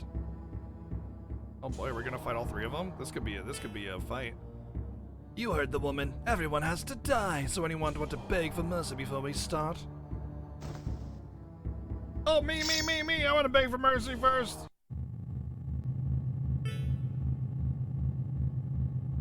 What? The Guardian, amazing. He's still trying to protect the Holy Vessel, even in his pathetic condition. Uh-oh, we're gonna have to fight it now. Grandmother, be strong. We'll save you, I swear it. He's flipping us off. He's flipping us off, hey! There's no need to swear, child. Profanity is for the weak-minded. Who swore? Since the Guardian will kindly kill you for me, I'll be leaving. Convenient villain teleport! It took us every bit of strength and skill to defeat the Guardian, and I mean every drop. That was amazing, considering that we're certainly stronger than you. Now, I'm just a talkative psychotic killer, not a gambler, but I put the odds of your survival at about 7 cajillion to 1! Toodles! I sense the power of an evil spirit. Oh, it's just his hand. It's just the hand. Desco will gotta hand kill it to you him. all, just like a final boss would do! For Okami! You got it, buddy.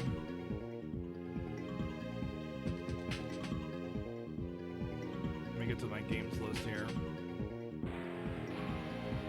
Damn, damn, damn, bam, bam, damn.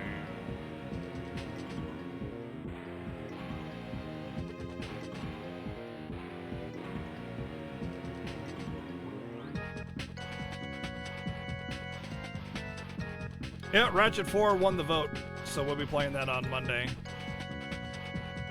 Palm O' Doom.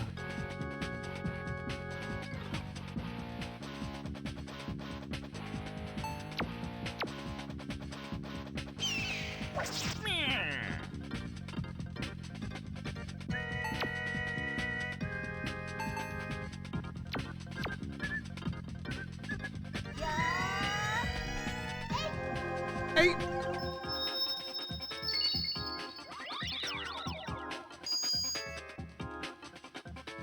Hades Wind. Yeah, just give it a high five, then it'll be friends. Oh, that's something. Oh, okay. Wow. AoE paralysis.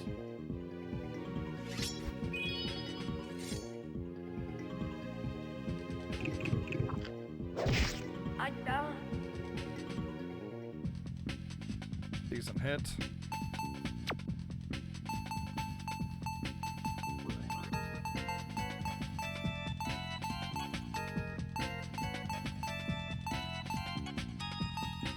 Oh boy, here we go. Fix condition or restore condition?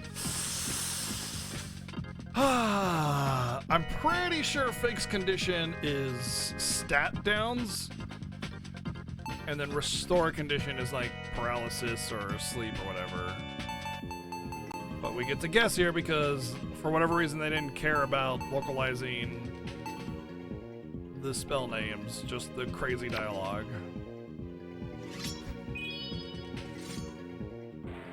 Alright, I guessed right. Good job, me.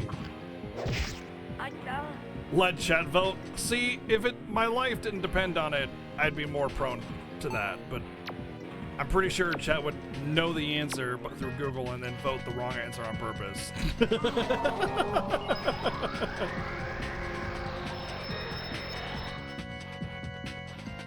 Yeah, Xenoblade paralysis is fine. There's a lot of other paralysis that's not that bad, where it's like a chance. Like Earthbound's isn't that bad. Earthbound paralysis is a 50% chance to do nothing.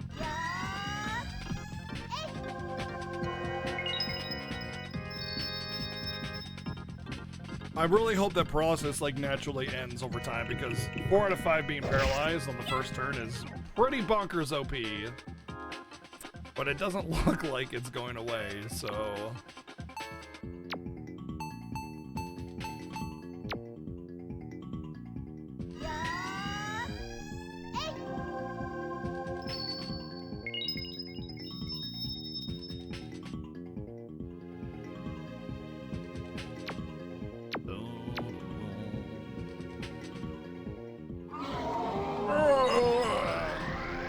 Green Cow is my favorite party member. Not that again, dude. Are you serious?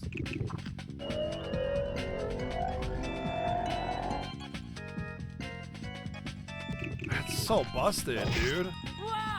Oh, and he gets 2 attacks.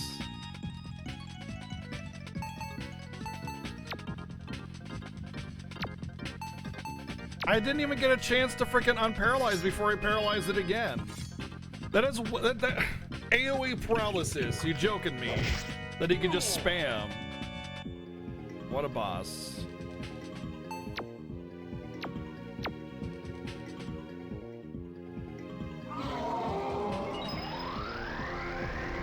And before he has like a full heal if you don't kill him in 10 turns or something stupid like that.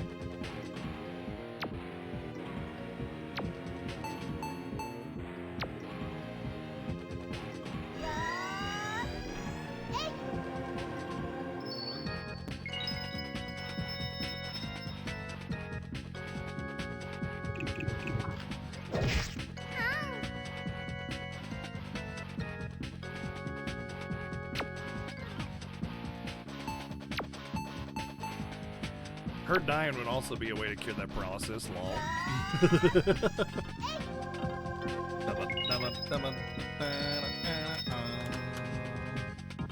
Alright, if I can get a slow on him, that would also help me cure up faster or more, like reliably. If slow is even castable on him.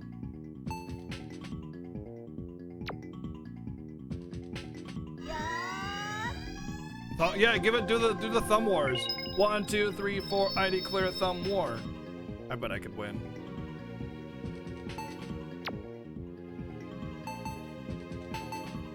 Slow agility. Let's see if it works.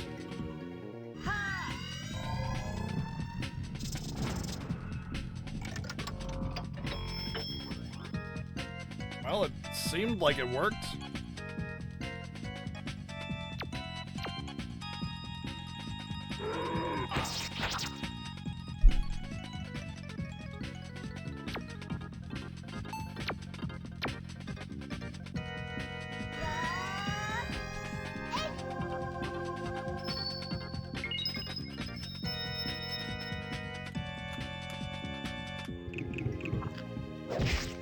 Yeah, just do that ability literally every turn. I think we'll be okay at that point.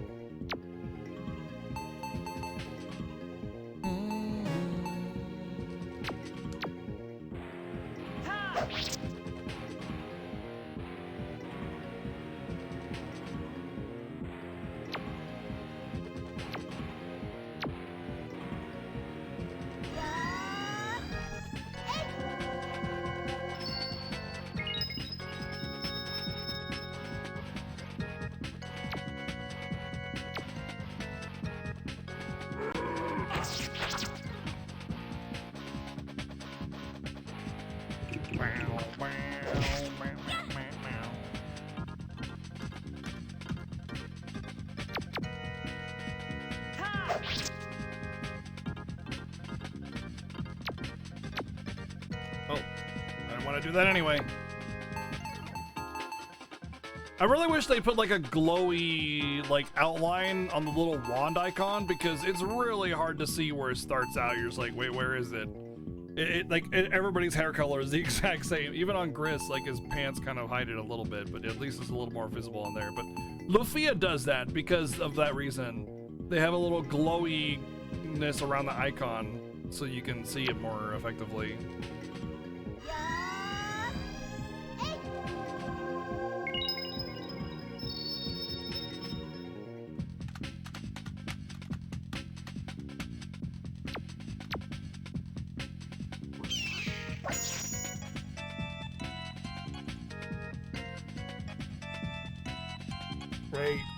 Great, my favorite. I'm pretty sure if it paralyzes everybody, it's just game over.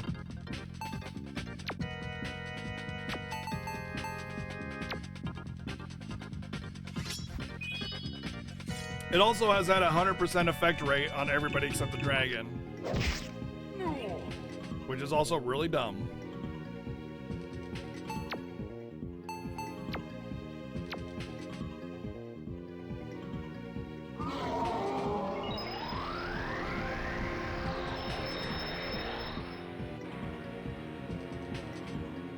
I vaguely remember something about him being immune to certain status elements, yeah.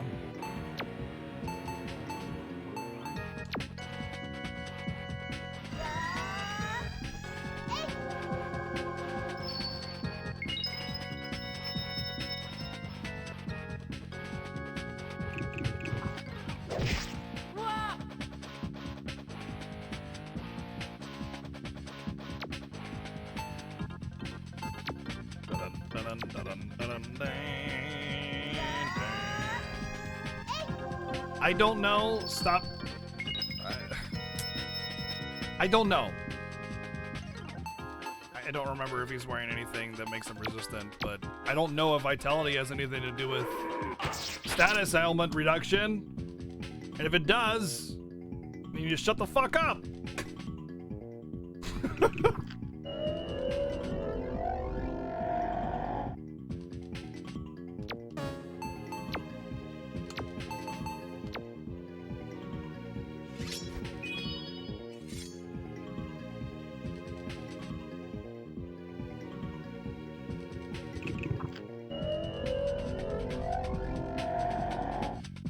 That ability is so crippling. It's crazy.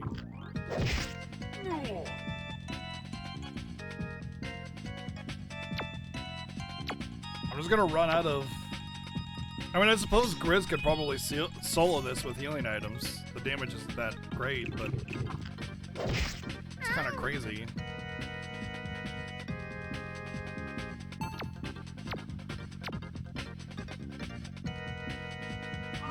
Not even healing items, just healing breath. Maybe that's what I should do. Stop trying to recover and just smack him with Grizz.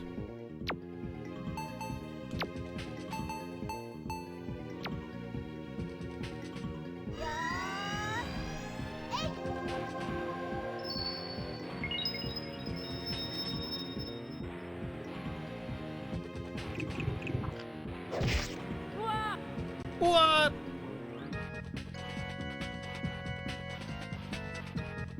Vague rant story. Wow. I mean, yeah. You ain't wrong.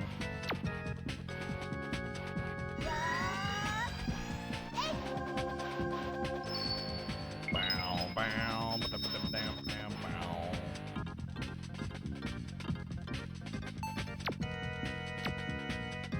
I should probably put a defense up. That also trivialize a lot of what's going on here. Oh, wait, I already have it up. Never mind.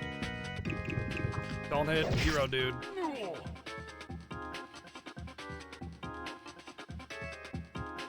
The game wasn't necessarily poorly made per se. It's just very obtuse mechanically. Like the game's like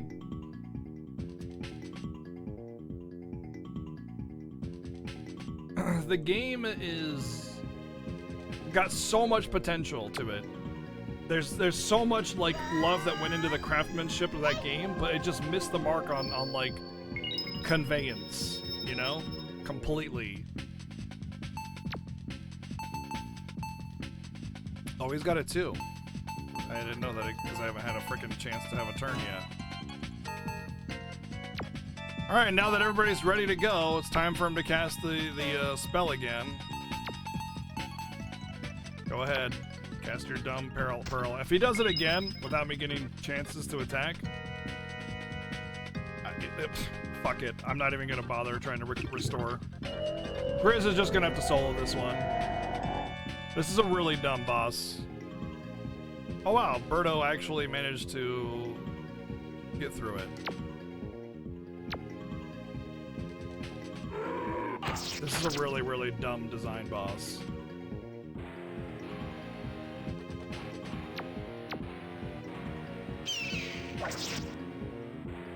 Like, it's not even hard because Grizz can just solo the damn thing.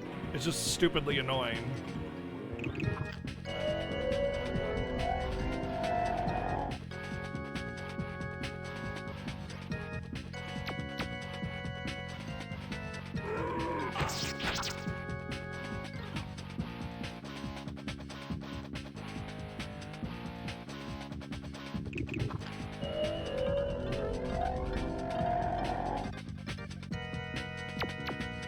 I have a feeling, though, that this is going to be a setup for, like, a future Guardian that we'll have to fight when it's, like, full Guardian and not just an arm. And, like, one of its arms will be part of the bigger fight, and you'll have to, like, fight that. And basically setting up that, hey, one arm is going to cast Hades Wind, and the other arm is going to do this, and the main guy is going to do that. So you'll need, like, some kind of paralysis immunity or something. AoE cleanse.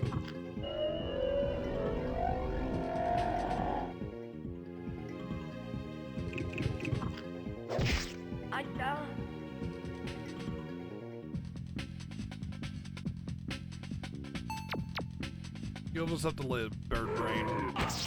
Just don't get hit, and then I'll heal you.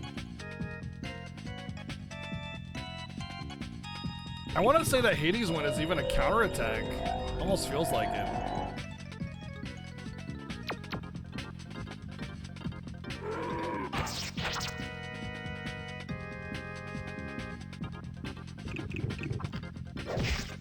Oh, too bad, bird brain. He had a 1 in 5 chance to hit you twice in a row, twice. So 1 in 5 and a 1 in 5, and he did it. Literally anybody else could have been hit, and it would have been fine and it would have healed. But game had to be RNG jerkwad.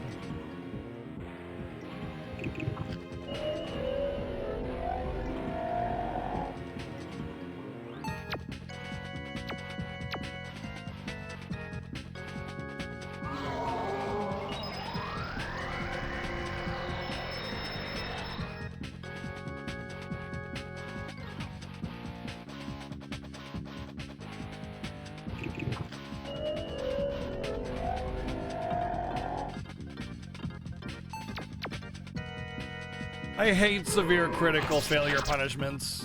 I hate critical failure punishments in general, because it basically gives you a 5% chance every time you roll the dice that you just lose your character, basically.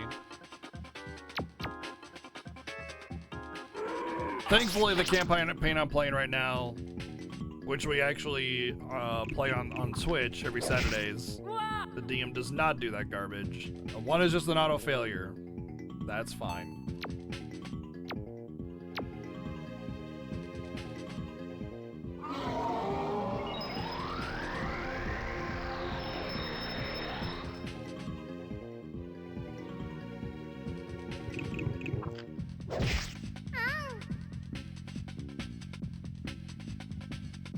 Ouchie.